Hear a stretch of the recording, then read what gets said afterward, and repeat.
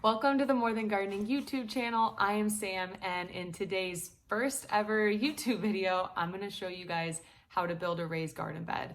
We are building 7 wood beds to expand upon the garden this year, and I figure what better way to kick off this new channel than to show you how to build one of these. This is the perfect time of year to start building beds. We're sitting in March right now, and garden season is right around the corner. So if you are looking to expand upon your garden or start your garden with a raised bed, I think this video is going to have everything you need. I'll do a step-by-step, start to finish on what materials we bought, why we bought them, how we're building the bed, and what we're doing to make it sure it lasts a really, really long time. So stick around and I will show you how we're doing it. Now we chose just a very simple 8-foot long by 4-foot wide design. The basic overview is just 3 8-inch boards stacked on top of each other to get a really nice depth. I wanted this for my deep-rooted vegetables, and I don't want to be bending over too much in the bed. And then we added mending plates in the middle for stability to prevent the wood from bowing out. And then this is hardware cloth on the bottom to prevent any animals from covering up. And you can choose multiple different options for wood. You can do cedar, which is really naturally resistant to rot, or you can use pressure treated wood. There's a lot of conflicting information online. If you can use pressure treated for raised bed for vegetables, if you can't use pressure treated, the research that I did and what we did led us to believe it's totally fine to use pressure treated. They don't use harmful chemicals anymore now that we're past the early 2000s. But we also use a mix, and you can too, of just construction lumber. This board right here, all these lighter color boards are just construction lumber, and we're gonna seal them on the inside and the outside. They're kiln dried and heat treated. And then this green board is pressure treated. We have a mix because we got some of the pressure treated wood from a family member that had some extra, and then we just bought this construction lumber. It's a lot more cost effective. And like I said, we're gonna seal the whole thing anyway. So really a lot of options for wood: cedar, construction lumber, kiln dried, heat treated, or pressure treated. But the main thing here is you just want 2 by 8 by 8s for these boards. And then we're using 4 by 4 posts in these corners. For one bed, you can just buy one 4 by 4 by 8, and we'll show you how you just cut them up to the right dimensions for each 4 corners. So this is a fully finished bed, and we'll take you through step by step on how to make this, so stick along. So the first thing we like to do is to cut all of our boards to length. We're taking the 4 by 4 by 8, and we're gonna cut it into 4 21-inch pieces for the 4 corner posts. Then we're going to take 3 of those 2 by 8 by 8s and cut them in half so they're 4 foot long, and these are going to be our end pieces.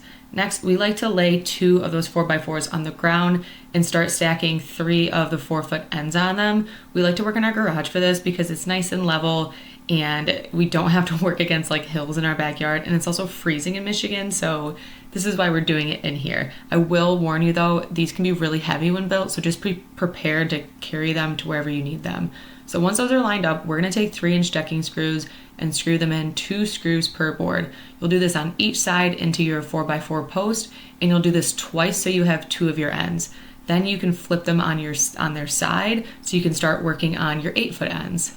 We're gonna take our 8-foot boards and just line them all up. Again, we're doing 3, so it's an extra deep bed, and then we'll screw them all in using the 3-inch decking screws, 2 screws per board. And we like to get all of them lined up, that way we know that we are perfectly straight. And then one thing to pay attention to is a lot of times lumber it'll be stamped or it'll have writing on it, so we like to try and make sure we get the writing on the inside of the bed so you don't see that when you're walking around your garden. So again, just screwing those in, 2 screws per board, nice and lined up. Once that's done, we're going to carefully flip it over to the other side so we can repeat this exact same process.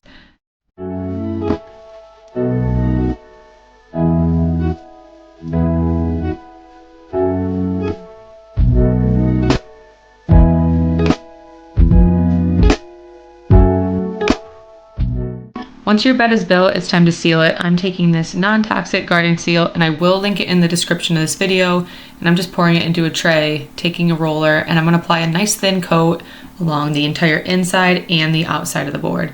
Now, you could have done this step before you cut your wood or before you assembled your wood, but we didn't really have the room in our garage to do that, and it seemed the easiest for me to just apply the seal once it's built, so that's what I'm doing. I'm gonna get all of the cut ends, all of the posts, and the top and the bottom of the garden bed nice and covered with one coat. And this takes 1 hour to dry to the touch, so you'll want to let it sit for at least that and it has to be in at least 55 degrees Fahrenheit in order to work properly. And then once your seal is totally dry, you can get your favorite puppy helper and start on your mending plates. Now we're adding these halfway through the long ends, so take your 8-foot side, find 4 feet in the middle, and then we're taking this 12-inch mending plate just to add some extra support. We don't want the boards to bow out over time, especially once you start adding a ton of soil and compost and it gets wet from rain and other environmental factors. It's gonna get really, really heavy. So we're just adding this plate to help support it and prevent it from bowing out.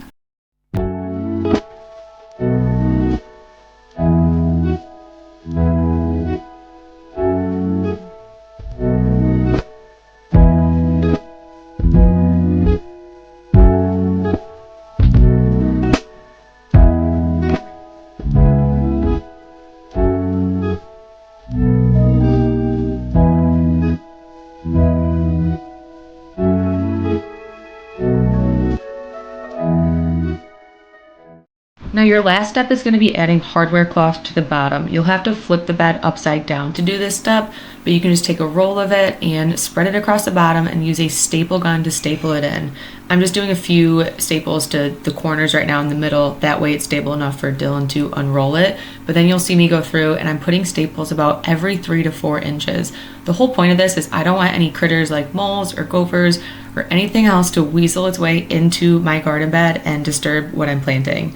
Once I have enough staples in to secure it, Dylan's gonna come in with some clippers and just snip off the excess.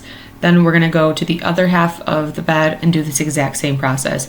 You probably can get hardware cloth that will cover the entire base of the bed and not have to do 2 passes like us, but these are just the dimensions we have, so that's what we're using. We're gonna make sure they overlap about 2 to 3 inches in the middle to make sure nothing can slip through that crack, and it'll be just fine out in the garden. So once that excess is trimmed, we're gonna put a second pass on it, and then it's gonna be a beautiful hardware cloth bottom of the raised bed ready to go out into the garden. So once your raised beds are done, you can take them outside and set them up. You can see we've got 7 of them. And our next step is we're gonna have to fill them all up, which I will document. I'll show you guys how we do that. I think we're gonna lay a bunch of cardboard, and then we've got those tree clippings over there that'll go in here. Add some compost and some soil. So that is it. That is how we built our raised beds. If you have any questions, please leave them down below and I will try to help out as much as I can. I hope you enjoyed the video and stick around for some more gardening content. Make sure to like, comment, and subscribe to my channel.